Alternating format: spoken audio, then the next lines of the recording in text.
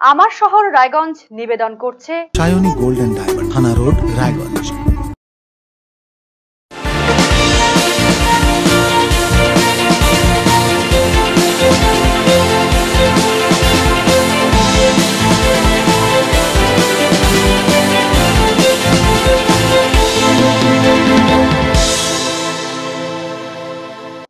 নমস্কার, আপনারা দেখছেন আরসিটিভি সংবাদ। আমার শহর রায়গঞ্জ নিয়ে এই মুহূর্তে রয়েছে আমি শাশ্বতী। প্রথমেই যে খবরের দিকে নজর রাখবো, প্রায় 8 বছর ধরে একমাত্র ছেলে মানসিক ভারসাম্যহীন, যাকে নিয়ে চরম বিপাকে পড়েছেন অসহায় মা। এরই মধ্যে মাস দেড়েক আগে বাবার মৃত্যু হয়। এই পরিস্থিতিতে ছেলেকে কাছে কাছে রাখতে শেকলবন্দি করে রাখা হয়েছে। রায়গঞ্জ ব্লকের 12 নম্বর বড়ুয়া গ্রাম পঞ্চায়েতের অন্তর্গত দক্ষিণ গোয়ালপাড়া থেকে উঠে এলো এমনই এক করুণ চিত্র। এইভাবে শিকল দিয়ে বেঁধে রাখা হয়েছে, আর চলে যাচ্ছে, বাইরে চলে যাচ্ছে। কতদিন আমরা নিয়ে আসবো বাইরে থেকে? কি করে শিকল ছেড়ে দিলে পরে? চলে যায় একদম বাইরে, আর খুব অত্যাচার করে। আমি চাইছি যে একটু যেন ও ভালো হয়ে যায়, ও ভালো হলে ভালো থাকবে, আমি একটু ভালো থাকতে পারবো। হ্যাঁ, ওকে চিকিৎসার দরকার ভালো করে। একটু খারাপ তো লাগেই, ও পাটাগুলো কেটে গেছে, ভালো মতো রাখতে পারছি না, চলে যাচ্ছে বাড়ির থেকে। এটা এক প্রকার মানসিক নির্যাতন যদিও, কিন্তু প্রশাসনের তরফ থেকে যদি জানায় আর কি, ওর বাড়ি থেকে যে লিখিতভাবে জানায়, তাহলে আমি ঊর্ধ্বতন কর্তৃপক্ষকে জানিয়ে কিছু ব্যবস্থা করব। আর 5টা মানুষের মতোই সুস্থ স্বাভাবিকভাবেই কাটছিল জীবন।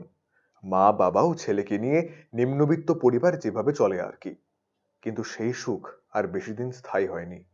প্রথমে অসুস্থ হয়ে বাবার মৃত্যু, আর এখন মানসিক ভারসাম্যহীন ছেলেকে শেকলে বেঁধে দিন গুজরান করছে রায়গঞ্জ ব্লকের 12 নম্বর বড়ুয়া গ্রাম পঞ্চায়েতের দক্ষিণ গোয়ালপাড়ার দাস পরিবার। অত্যন্ত অসহায়, দুঃখ, কষ্ট আর যন্ত্রণা সহ্য করে জীবন পথে এগিয়ে চলেছেন রীতা দাস এবং তার একমাত্র ছেলে ইন্দ্রজিৎ দাস। ছেলেকে বাধ্য হয়ে শেকলে বেঁধে রেখেছেন রীতা দেবী। সংসারে পাশে দাঁড়াবার মতো আর কেউ নেই।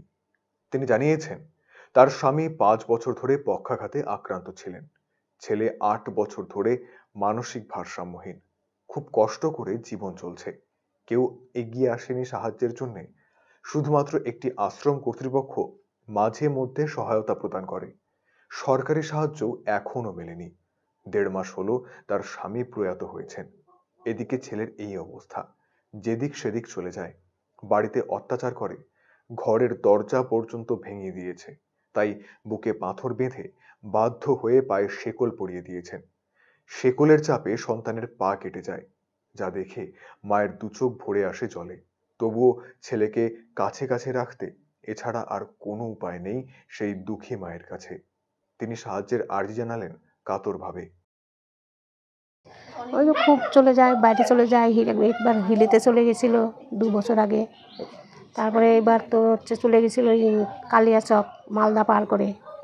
ওখান থেকে নিয়ে আসা হয়েছে। ওর বাবা তখন ভালোই ছিল একটু, তো নিয়ে আসা হয়েছে গাড়িতে করে। আশ্রম থেকে সাহায্য করছিলেন আমাকে। ওখান থেকে নিয়ে আসছি, নিয়ে এসে তারপরে এইভাবে শিকল দিয়ে বেঁধে রাখা হয়েছে, আর চলে যাচ্ছে, বাইরে চলে যাচ্ছে। কতদিন আমরা নিয়ে আসবো বাইরে থেকে? কি করে শিকল ছেড়ে দিলে পরে? চলে যায় একদম বাইরে, আর খুব অত্যাচার করে। ঘরের দরজা তো ভেঙেই দিয়েছে, ফ্যানও ভেঙে দিয়েছে। এই যে বেঁধে দিয়ে যান, আপনার কষ্ট হয় না? কষ্ট তো হয়, আমার তো কষ্ট হয়, ওরও তো কষ্ট হচ্ছে। পাটা কেটে যাচ্ছে, শুধু বলবে যে খুলে দাও, খুলে দাও, খুলে দাও। খুলে দিলেও তো অত্যাচার করবে, চলে যাবে কোথায়, রাত্রি 10টা 11টা চিন্তা থাকে কোথায় গেল না গেল। ছেলেটার পাশে কেউ যদি দাঁড়াতো তো খুব ভালো হতো, আমার পাশে দাঁড়াতো, যে একটু ভালো করে চিকিৎসা করতাম। কবে থেকে আপনার ছেলে এরকম অবস্থা? 8 বছর হচ্ছে, 7-8 বছর পার হয়ে গেছে এরকম। কেউ আসেনি পাশে দাঁড়ায়? না, শুধু আমার আশ্রম থেকে করেছে সব কিছু। সরকারিভাবে তো না, সরকারি কিচ্ছু আমি পাইনি। ওর বাবা যে অসুস্থ হয়েছিল, তাও মেম্বার প্রধানরা কিচ্ছু দেয়নি আমাকে। এই অবস্থায় যে আছে পড়ে, মানে কেউ আসে না দেখতে? না, কেউ আসে নাই, মেম্বাররা কেউ আসে না দেখতে। আমি চাইছি যে একটু যেন ও ভালো হয়ে যায়, ও ভালো হলে ভালো থাকবে, আমি একটু ভালো থাকতে পারবো। হ্যাঁ, ওকে চিকিৎসার দরকার ভালো করে একটু। আপনার তো আপনি মা হয়ে আপনার ছেলের এই অবস্থায় খারাপ লাগে না? খারাপ তো লাগেই। প্রতিবেশী প্রকাশ চন্দ্র রায় জানিয়েছেন, ছোটবেলায় ইন্দ্রজিৎ বেশ ভালো ছিল, পড়াশোনাতেও সুনাম ছিল তার। তারপর হঠাৎই মানসিকভাবে অসুস্থ হয়ে পড়ল সে। তার চিকিৎসা করানোর মতো সামর্থ্য নেই সেই পরিবারটির কাছে।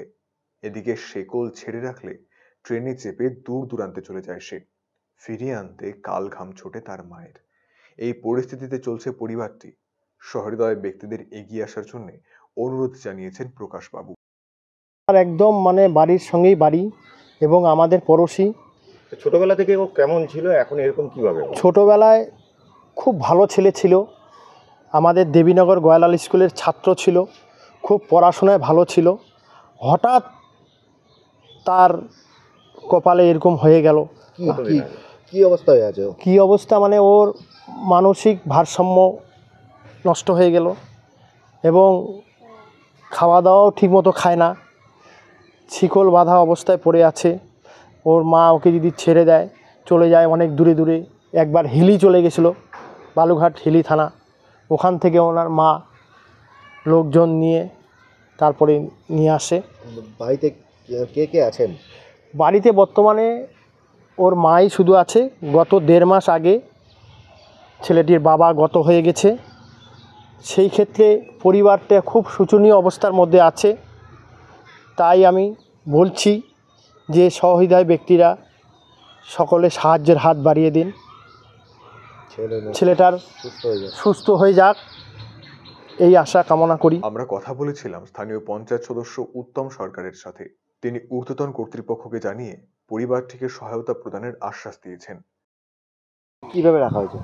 এবার শিকল পরিয়ে রাখা হয়েছে। আপনারা এই বিষয়টা কিভাবে দেখছেন এবং কি করবেন? এটা এক প্রকার মানসিক নির্যাতন যদিও, কিন্তু প্রশাসনের তরফ থেকে যদি জানায় আর কি, ওর বাড়ি থেকে যে লিখিতভাবে জানায়, তাহলে আমি ঊর্ধ্বতন কর্তৃপক্ষকে জানিয়ে কিছু ব্যবস্থা করব। পঞ্চায়েতগতভাবে আপনারা কি করবেন? পঞ্চায়েতগতভাবে যত যা সাহায্য করে আমরা করব।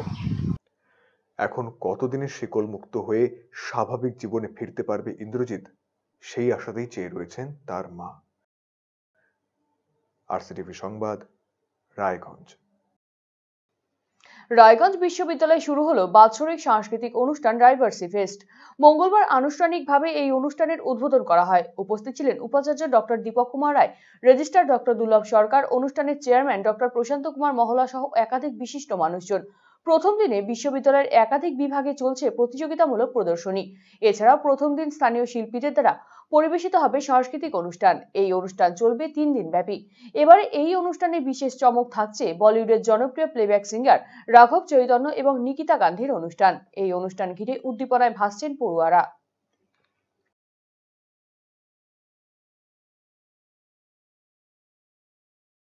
প্রতিটি বিশ্ববিদ্যালয়ে বাৎসরিক সাংস্কৃতিক অনুষ্ঠান হয়। রায়গঞ্জ বিশ্ববিদ্যালয়ের যে সাংস্কৃতিক অনুষ্ঠান তার নাম হচ্ছে ডাইভার্সি ফেস্ট, এবং এই ফেস্টের মধ্য দিয়ে আমরা যে বিষয়গুলি চেষ্টা করছি দেখাবার জন্য, একটা এক্সিবিশন থাকছে এবং অলরেডি শুরু হয়ে গেছে। আপনারা নিশ্চয়ই দেখেছেন বিভিন্ন বিভাগ অংশগ্রহণ করছে, বিভিন্ন মডেল, বিভিন্ন বিষয় তারা উপস্থাপন করবেন। সেই প্রতিযোগিতার মধ্য দিয়ে 3টে বিভাগকে আমরা নির্বাচন করব এবং একটা পুরস্কারের ব্যবস্থা করব। এটা একটা দিক। দ্বিতীয়ত, আমাদের বিভিন্ন সাংস্কৃতিক কর্মকাণ্ড রয়েছে। প্রথম দিনে সাংস্কৃতিক কর্মকাণ্ড লোকাল শিল্পীদের, তারপরে আলো ব্যান্ড রয়েছে। দ্বিতীয় দিনে রয়েছে রাঘব চৈতন্য, তৃতীয় দিনে রয়েছে নিকিতা গান্ধী। এই যে সমস্ত সাংস্কৃতিক কর্মকাণ্ডের মধ্য দিয়ে আমরা চাইছি ছাত্রছাত্রীদের মধ্যে তাদের যে সুপ্ত ইচ্ছা, তাদের যে ইনোভেটিভ যে দিকগুলো, সেগুলো বিকশিত হোক এবং বিকাশের মধ্য দিয়ে তাদের সার্বিক বিকাশের লক্ষ্যে তারা এগিয়ে যায়। রবিবার থেকে রায়গঞ্জ স্টেডিয়ামে চলছে হস্তশিল্প, তাঁত বস্ত্র ও স্বরোজগার মেলা। মঙ্গলবার মেলার 3য় দিন। জেলা ও ভিন জেলা থেকেও হস্তশিল্পীরা তাদের পসরা নিয়ে সামিল হয়েছেন মেলায়। চলছে বিকিকিনি। প্রতি বছরের মতো এবারেও উত্তর দিনাজপুর জেলা সদর রায়গঞ্জ শুরু হয়েছে হস্তশিল্প, তাঁত বস্ত্র ও স্বরোজগার মেলা 2024। মূলত রাজ্য সরকারের নির্দেশে এবং ক্ষুদ্র, ছোট ও মাঝারি উদ্যোগ বস্ত্র দফতরের ব্যবস্থাপনায় রায়গঞ্জ স্টেডিয়ামে এই মেলা চলছে। গত রবিবার এই মেলার আনুষ্ঠানিক উদ্বোধন হয়েছে। মঙ্গলবার 3য় দিনে পদার্পণ করলো এই মেলা। রোজই মেলায় ভিড় করছেন সাধারণ মানুষজন। এই মেলায় উত্তর দিনাজপুর ও রাজ্যের বাইরে বিভিন্ন জেলা থেকে হস্তশিল্পীরা তাদের হাতের তৈরি নানান শৌখিন দ্রব্যাদির পসরা সাজিয়ে বসেছেন। উত্তর দিনাজপুর জেলা শিল্প কেন্দ্রের জেনারেল ম্যানেজার প্লাবন সরকার জানিয়েছেন, বুধবার পর্যন্ত এই মেলা চলবে। রাজ্যের সব জেলাতেই হস্তশিল্প, তাঁত বস্ত্র এবং স্বরোজগার মেলা অনুষ্ঠিত হয়েছে, বাদ যায়নি উত্তর দিনাজপুর জেলাও। এখানে বাঁশ কিংবা কাঠের সামগ্রী, কার্পেট, টেরাকোটা, জুয়েলারি সহ নানান জিনিসের সম্ভার রয়েছে। এই জেলা ছাড়িয়ে কলকাতা, নদিয়া, উত্তর 24 পরগনা, মুর্শিদাবাদ, দক্ষিণ দিনাজপুর, দার্জিলিং, কোচবিহার থেকেও হস্তশিল্পীরা এসেছেন। বিকিকিনির পাশাপাশি প্রতিদিন সন্ধ্যায় রয়েছে লোকপ্রসার শিল্পীদের দ্বারা মনোজ্ঞ সাংস্কৃতিক অনুষ্ঠান। তাই সমগ্র রায়গঞ্জবাসীকে মেলায় এসে জিনিসপত্র কেনাকাটির জন্য আহ্বান জানিয়েছেন জেলা শিল্প কেন্দ্রের আধিকারিক। আমাদের রাজ্য সরকারের নির্দেশ মোতাবেক আমাদের প্রত্যেক জেলাতেই হস্তশিল্প, তাঁতবস্ত্র এবং স্বরোজগার মেলা 2024 শুরু হয়েছে। সেরকম প্রত্যেক জেলার সঙ্গে সঙ্গে আমাদের জেলাতেও এই মেলাটা শুরু হয়েছে, মেলা চলছে। আমাদের আগামী 6 তারিখ পর্যন্ত মেলাটা থাকছে। এই মেলাতে আমাদের উত্তর দিনাজপুরের সমস্ত হস্তশিল্পী তাদের বিভিন্ন প্রোডাক্ট নিয়ে এসছে আর কি। এখানে বাঁশের কাজ পাওয়া যাবে, তারপরে কাঠের কাজ পাওয়া যাবে, কার্পেট আছে, টেরাকোটা শিল্পীরা তাদের সমস্ত শিল্প সামগ্রী নিয়ে এসছে, বিভিন্ন হাতে তৈরি জুয়েলারি এগুলো এসছে। এবং আমাদের বাইরের জেলা থেকেও আর কি, পশ্চিমবঙ্গের বিভিন্ন জেলা থেকে প্রায় 9টা, পশ্চিমবঙ্গের 9টা জেলা থেকে, উত্তর দিনাজপুর বাদ দিয়ে 9টা জেলা থেকেও কিন্তু শিল্পীরা তাদের বিভিন্ন শিল্প সামগ্রী নিয়ে এসছে। যেমন কলকাতা আছে, তারপরে আপনার নদিয়া আছে, উত্তর 24 পরগনা আছে, মুর্শিদাবাদ আছে, তারপরে দক্ষিণ দিনাজপুর আছে, দার্জিলিং আছে, কোচবিহার আছে। এই সমস্ত শিল্পীরা তাদের বিখ্যাত সমস্ত শিল্প সামগ্রীগুলো নিয়ে কিন্তু স্টলে এসছে আর কি। কেমন সাড়া পাচ্ছে? এবার আমরা খুব অল্প সময়ের মধ্যে মেলাটাকে আয়োজন করতে হয়েছে আমাদের, যার ফলে একটু মনে হচ্ছে যেন বিগত বছরের তুলনায় এবার একটু ভিজিটারের সংখ্যা একটুখানি তুলনামূলকভাবে কম আর কি। প্রতিদিনই সন্ধ্যাবেলায় আমাদের 5টা থেকে 7টা পর্যন্ত আমাদের লোকপ্রসার শিল্পীদের সমন্বয়ে আমরা বিভিন্ন সাংস্কৃতিক অনুষ্ঠান করছি। রায়গঞ্জবাসীকে এটাই বলার যে আমাদের এই হস্তশিল্পীরা এরা হাতে কাজ করে, এরা অনেক আশা করে এই মেলাতে এসছে আর কি। এদের কিছুটা আর্থিক সহায়তার জন্যই কিন্তু সরকারের এই উদ্যোগ মেলাটা করা আর কি। রায়গঞ্জবাসীকে শুধু একটাই অনুরোধ করব, আপনারা মেলাতে আসুন, এসে আপনাদের পছন্দ মতন জিনিস খুব সুলভ মূল্যে পাবেন এবং একটু আমাদের শিল্পীদের একটু সহায়তা করুন আর কি। না, এখানে কোনো প্রবেশ মূল্য নেই, এটা সরকারি মেলা, একদম বিনে পয়সায়, কোনো প্রবেশ মূল্য নেই। শেখ বাদল নামের এক হস্তশিল্পী জানিয়েছেন, তিনি সুদূর বীরভূম জেলা থেকে মেলায় এসেছেন। তার কাছে রয়েছে শান্তিপুরের বিভিন্ন সুবিখ্যাত জিনিসপত্র, রয়েছে কাঁথা স্টিচের স্টোল, ঘুঙুর মালা কিংবা পেতলের পাতের মালা সহ অনেক কিছু। সুলভ মূল্যে জিনিস বিক্রি করছেন তিনি। এখানে সারা ঠিকই আছে, খারাপ না, বেচাকেনা ঠিকই আছে। আমি আপনার ডোগরা জুয়েলারি নিয়ে এসেছি, তামার জুয়েলারি নিয়ে এসেছি, আমাদের যে শান্তিনিকেতনে কাঁথা স্টিচের স্টলগুলো হয় সেগুলো নিয়ে এসেছি। যে আমার কাছে ওর থেকে অন্য কিছু আরও আইটেম আছে আমাদের, যেরকম এগুলো অ্যাকচুয়ালি আমাদের শান্তিনিকেতনের যে আনকমন আইটেম এগুলো, ঠিক আছে। এইগুলো হচ্ছে আমাদের এটা ঘুঙুরের মালা, আমাদের এটা ডোগরা, ঠিক আছে। আরও একটা আমি বানিয়েছি আপনার, এটা একটা দেখতে পাচ্ছেন, এটা পিতলের তার দিয়ে পুরো বানিয়েছি। এটা অ্যাকচুয়ালি পিতলের তার থেকে পুরো মালাটা বানানো আছে। মিঠু নট্ট বর্মন নামের অপর এক হস্তশিল্পী জানিয়েছেন, তার কাছে রয়েছে কুর্তি, জুয়েলারি সহ অন্যান্য সামগ্রী। এই ধরনের মেলার মধ্যে দিয়ে আর্থিকভাবে তারা উপকৃত হন। তবে অন্যান্য বারের তুলনায় এবারে মেলায় লোক সমাগম কিছুটা কম বলেই জানিয়েছেন মিঠু দেবী। আমার এখানে জুয়েলারি আছে আর কুর্তি, হাতের কাজ করা কুর্তি সব পেয়ে যাবে। আছে এখানে মোটামুটি সাড়া পাচ্ছে, তবে আগে বেশি সাড়া পাঠটা, এবার একটু কম, ঠিক আছে। কুর্তি ভ্যারাইটিস কুর্তি পাবে হাতের কাজের ওপরে। জুয়েলারি তো আছে, হাতের কানের, গলার এইসব জিনিস নিয়ে বসেছি। তবে আপনারা আসুন, দোকানের থেকে অন্তত অনেক কমে পাবেন, যেহেতু আমাদের হাতে তৈরি এটা জিনিস।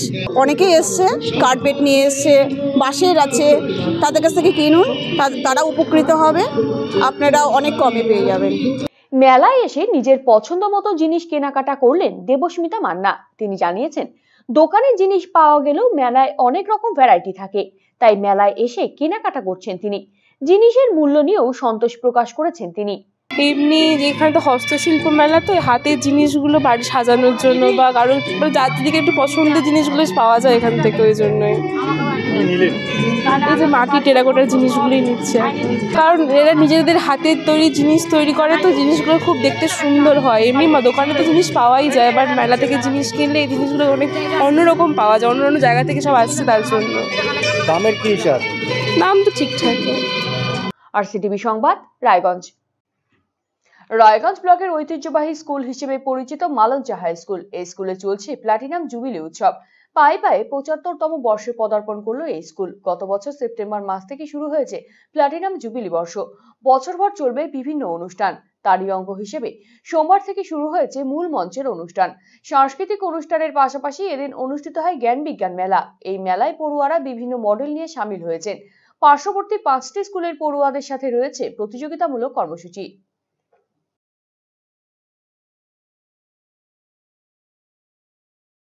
৭৫তম বর্ষে পদার্পণ করেছি।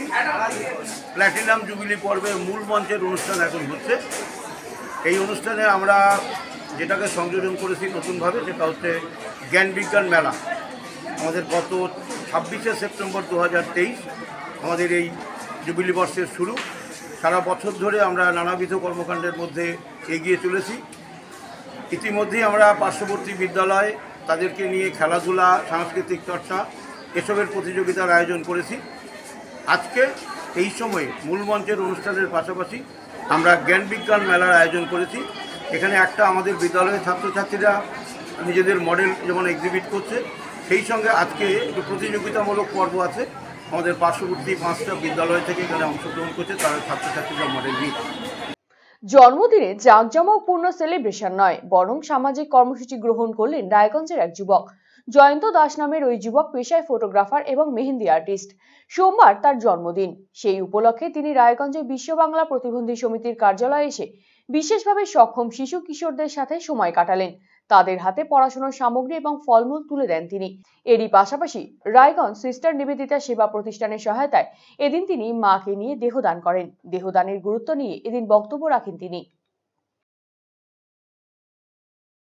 আজকে জন্মদিন উপলক্ষে প্রতিবন্ধী বাচ্চাদেরকে সামান্য কিছু, প্রতি বছর না এবছরও কিছু উপহার তুলে দিলাম, বই খাতা ফল টল এই তো।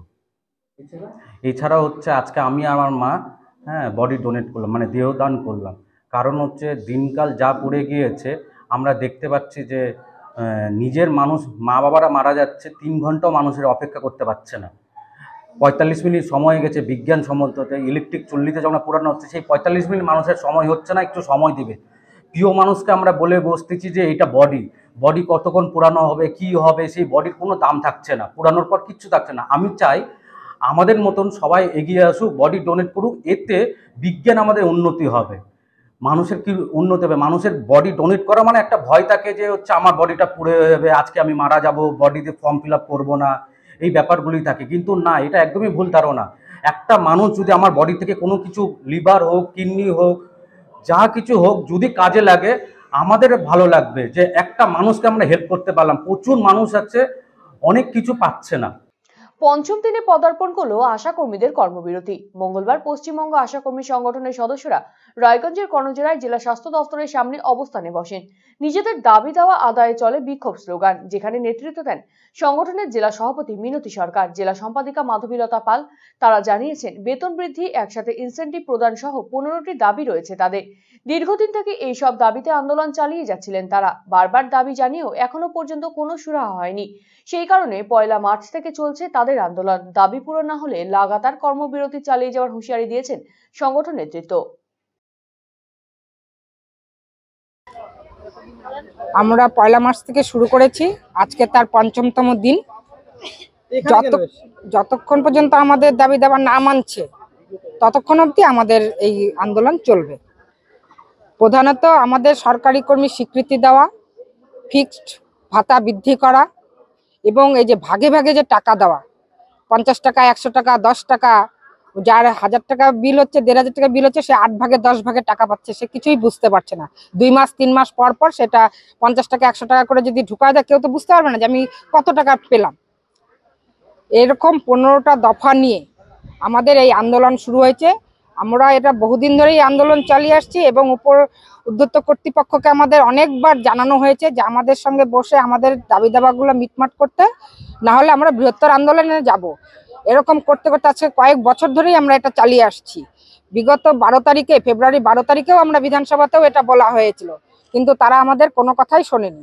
তার জন্য আমরা বাধ্য হয়ে 1 মার্চ থেকে কর্মবিরতি বসেছি। আজকে তার ৫ম দিন পালন করছি। কতদিন চালাবেন? আমাদের 1 মার্চ থেকে কর্মবিরতি চলছে। সেই 1 মার্চ থেকে আজকে 5 তারিখ আমাদের 5ম দিন কর্মবিরতির। স্বাস্থ্য ভবন অভিযান হচ্ছে এবং স্বাস্থ্য ভবনের কর্তারা আমাদের সাথে আজকে বসবেন। আমাদের জেলা থেকে আমরা এই জেলা স্বাস্থ্য দপ্তরে সেই জন্য আমরা এখানে বসেছি এবং 5ম দিন আমরা এটা পালন করছি। কতদিন আপনাদের এই কর্মবিরতি চলবে? আমাদের লাগাতার চলবে যতক্ষণ না পর্যন্ত স্বাস্থ্য দপ্তর আমাদের দাবি, বেতন বৃদ্ধি এবং ইনসেনটিভ যে ভাগে ভাগে দিচ্ছে একবারে দিতে হবে। আমাদের এরকম 15 দফা দাবি আছে। সেই দাবি যদি আমাদের পূরণ করে তবেই আমরা উঠে যাব, না হলে আমাদের লাগাতার এই কর্মবিরতি চলবে। আমাদের কর্মবিরতিতে রাজ্যের প্রত্যেকটি জায়গায় পৌর স্বাস্থ্যকর্মীরা যোগ দিয়েছে এবং এই জেলাতেও পৌর স্বাস্থ্যকর্মীরা আন্দোলনের সমর্থনে আছে, কিন্তু সরকারি দলের প্রভাবে ভয়ে ভীত হয়ে তাদেরকে ভীত করা হয়েছে এবং ভুল বোঝানো হচ্ছে। পাশাপাশি হচ্ছে পৌর স্বাস্থ্যকর্মীদের দুটো বিষয় আছে, একটা শ্যাডোর মাধ্যমে তারা কাজ করে এবং সিএমওএইচ এর আন্ডারে কাজ করে। ফলে তাদের যে পৌর কর্মী হিসাবে যে একটা অনারিয়াম দেওয়ার কথা, সেটা হচ্ছে আমাদের এই জেলাতে বহু জায়গায় দেয় না। ফলে সরকারি দলের যারা প্রতিনিধি তারা হচ্ছে এটাকে ঢাকবার জন্য তাদের আন্দোলন থেকে বিরত রেখেছে, কিন্তু তাদের সমর্থন আছে, তাদের সাথে আমার কথা হয়েছে। আমার শহর রায়গঞ্জ এখনকার মতন এই পর্যন্তই। পরবর্তী সমস্ত খবরের জন্য চোখ রাখুন RCTV সংবাদে। নমস্কার।